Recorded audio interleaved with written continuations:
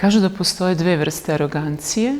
Jedna je ona iskonska, autentična naša, zato što odreagujemo ljutito u nekim situacijama koje nisu nama na korist ili koje su protiv ovoga sveta, ali postoji jedna arogancija koja je više odbrambeni mehanizam i koja je stečena toliko da kada se iza nje skrivamo više i ne znamo ko smo.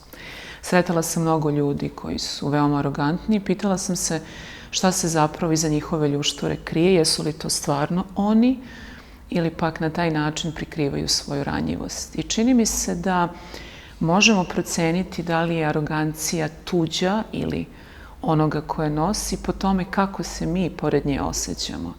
Ako nas ona vređa, ako nas unižava, ako čini kako zlo prema nama, onda verovatno nije ni onoga koje nosi.